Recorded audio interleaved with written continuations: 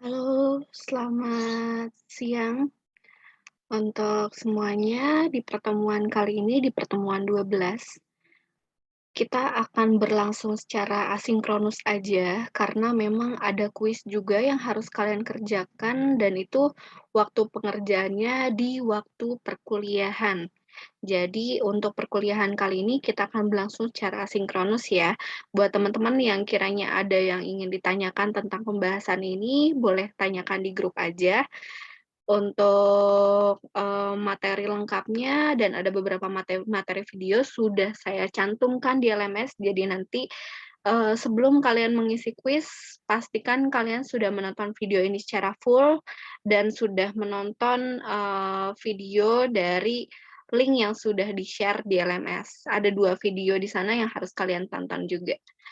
Oke, di pertemuan kali ini kita akan membahas tentang ornamen dan kain tradisional atau kain Nusantara, yang mana lebih ke arah perkembangan atau aplikasi tenun tradisional yang pengaplikasiannya tuh ke produk-produk kontemporer.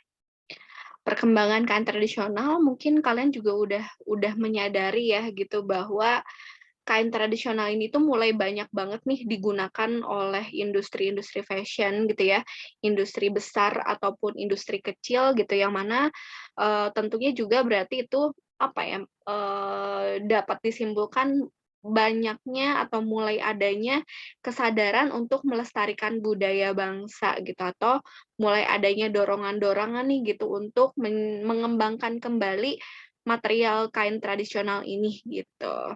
Tentunya juga, dalam proses pengaplikasiannya harus ada, apa ya, proses adaptasi, yang mana proses adaptasi dengan zaman saat ini lebih ke arah biasanya kain-kain tradisional itu lebih ke arah pengaplikasian produk fashion-nya nih, gitu. Jadi kalau kainnya biasanya masih tradisional, namun untuk produk fashion-nya biasanya mulai ke arah kontemporer. Oke, di sini ada beberapa bagan, yang mana bagan di sini adalah sebuah bagan pertimbangan karena ini sebuah, apa ya, perbedaan yang cukup signifikan gitu dari perkembangan kain tradisional. Di sini ada 2 bagan, yang kiri ini adalah kain tradisional pada penggunaan budaya, gitu, yang secara tradisinya gitu. Terus yang di bagan atau tabel sebelah kanan ini adalah kain tradisional pada aplikasi produk fashion kontemporer. Nah, kedua hal ini kenapa sih harus dibagi dua? Karena memang punya makna atau punya fungsi dan estetika yang sangat berbeda gitu, di mana penggunaannya dalam kategori tradisional ataupun dalam, penggunaan produk fashion kontemporer. Nah, kita bahas dulu tentang makna dari kain tradisional pada penggunaan budaya.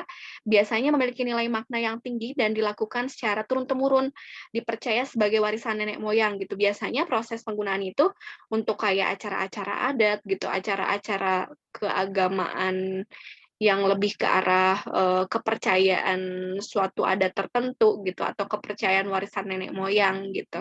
Nah, sedangkan kalau yang kontemporer biasanya punya makna yang terkandungnya tuh sudah sedikit bergeser gitu. Jadi, penggunaannya sudah tidak memiliki pemahaman yang sama lagi dengan tradisi gitu. Karena lebih kayak ke mengangkat gitu, tapi ada beberapa unsur-unsur hal yang baru yang dituangkan gitu, sehingga dalam kategori maknanya sendiri sudah sedikit bergeser biasanya. Nah, kemudian kita bahas dari ranah estetika. Untuk penggunaan budaya biasanya sangat terjaga dan turun-menurun gitu, dan itu biasanya, inovasi dan motif materialnya tuh tidak terlalu banyak berkembang karena banyaknya kekhawatiran, merubah tradisi atau mungkin, banyaknya kekhawatiran untuk dianggap melanggar warisan budaya nenek moyang itu gitu. Makanya biasanya untuk penggunaan budaya ini, kain tradisional tidak terlalu banyak berkembang gitu. Nah, sedangkan kalau untuk nilai estetika dari produk fashion kontemporer dalam penggunaan kain tradisional, biasanya banyak sekali nih perkembangan desainnya atau mungkin perubahan materialnya gitu. Walaupun misalkan tetap mempertahankan stilasi bentuk yang asli gitu. Tapi tentunya karena ada proses stilasi nih, ada sedikit perubahan, itu jadi, membuat adanya nilai estetika yang sedikit bergeser gitu.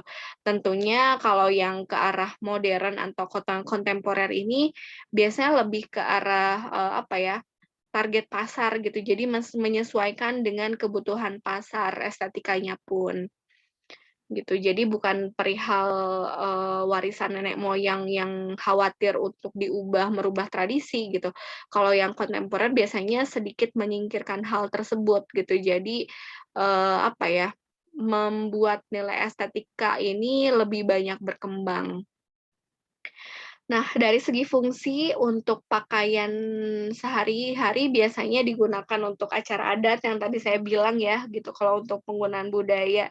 Nah, sedangkan kalau untuk fungsi dari, produk fashion kontemporer, ini biasanya dipakai untuk sehari-hari ataupun mungkin untuk acara khusus gitu. Jadi dan acara khusus di sini bukan yang acara adat ya gitu. Biasanya kalau yang kontemporer ini kayak lebih ke acara apa ya, undangan, apa ya, ulang tahun mungkin gitu, itu bisa jadi gitu, atau mungkin acara-acara kunjungan ke museum gitu, atau mungkin kayak main ke event-event, apa ya, event-event tertentu lah gitu. Jadi kalau untuk yang pengaplikasian kain tradisional pada produk fashion kontemporer, biasanya lebih kayak ke, apa ya, bebas aja gitu.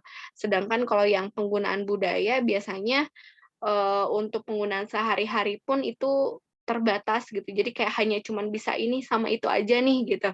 Nah, untuk selebihnya biasanya kain tradisional ini dalam penggunaan budaya itu digunakan untuk acara atau, upacara adat.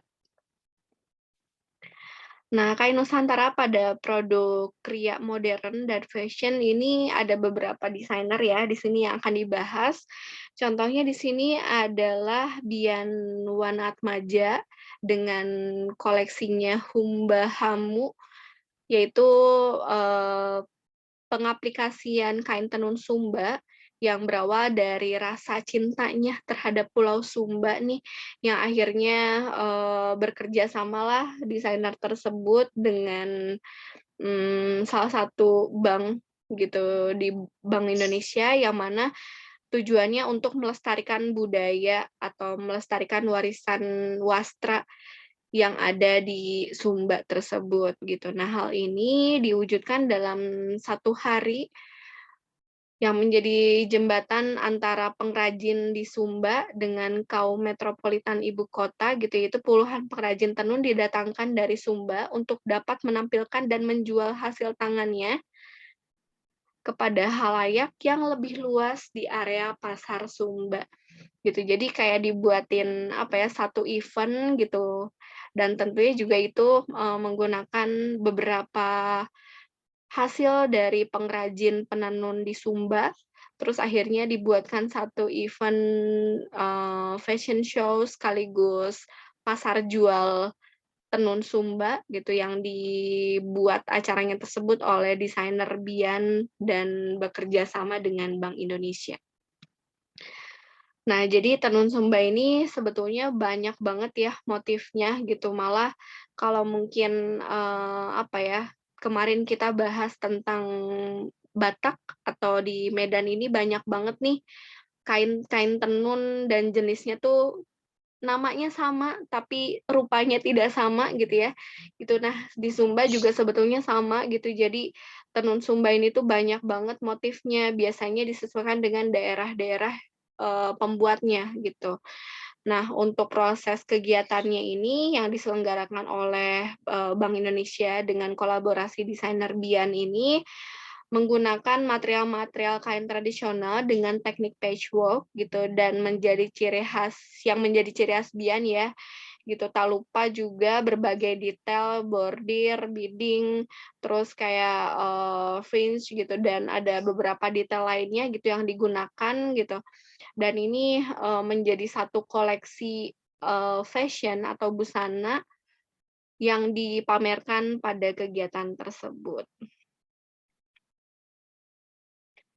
Nah, di sini ada link eksternalnya, kalian nanti bisa cek ya di LMS, udah bisa tinggal kalian klik aja, atau mungkin di PDF-nya ini juga bisa. Nah, kemudian desainer selanjutnya adalah Lulu Lutfi Habibi, yang mana Lulu Lutfi Habibi, Labibi ini, sangat dikenal dengan penggunaan atau melestarikan kain tenun lurik gitu, yang mana, apa ya, proses pembuatan atau pengaplikasian ini tentunya sama dengan desainer lain pada umumnya, lebih ke arah kontemporer, namun tetap, menggandeng penenun-penenun di, di daerah beberapa daerah ya di Jawa Tengah gitu, yang biasa memproduksi kain tenun lurik ini gitu. Kemudian juga kain tenun lurik ini, diaplikasikan menjadi produk kontemporer dengan 42 looks gitu, dengan teknik draping gitu.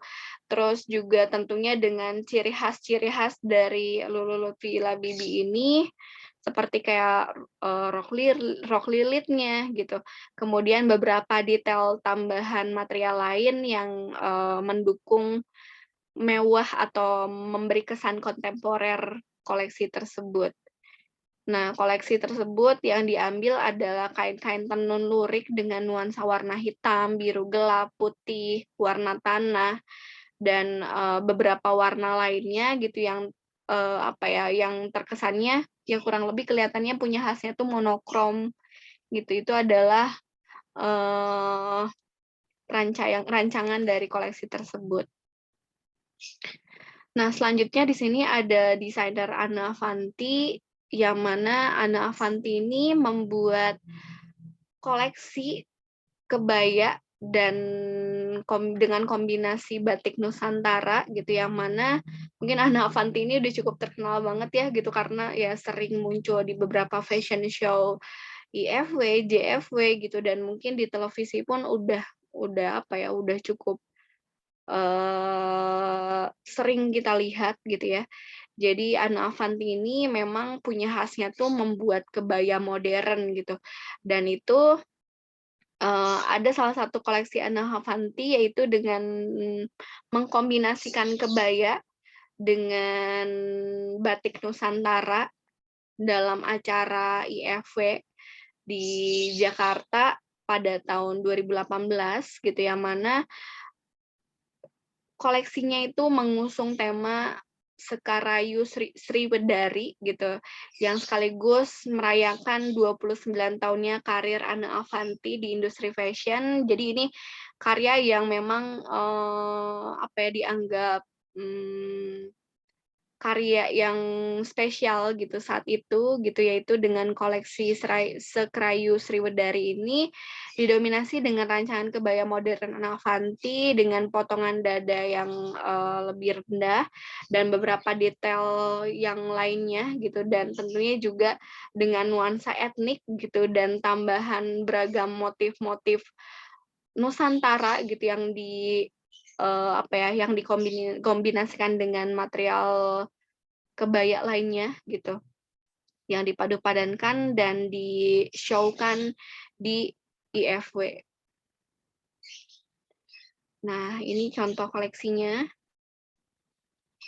Untuk Anna Avanti ini juga udah saya sediakan linknya di LMS ya, jadi nanti kalian bisa cek untuk, melihat koleksi atau kombinasi produk kontemporer yang diciptakan oleh Anna Avanti gitu, dengan kombinasi kain kebaya atau produk kebaya dengan kain tradisional. Nanti kalian lihat ya.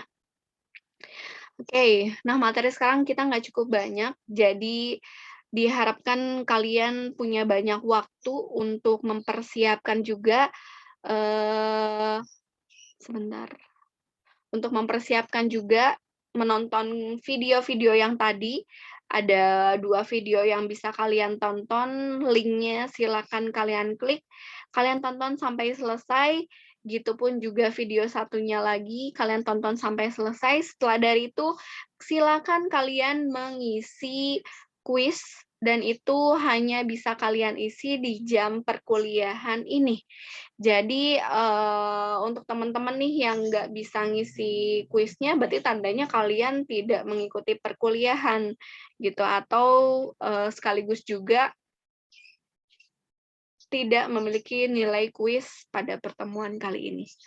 Oke semuanya, mungkin kita langsung tutup aja perkuliahan kali ini. Silakan kalian langsung, menonton video lainnya yang disediakan link tersebut dan mengisi kuisnya nanti. Oke, selamat beraktivitas semuanya. Good luck untuk mengisi kuisnya.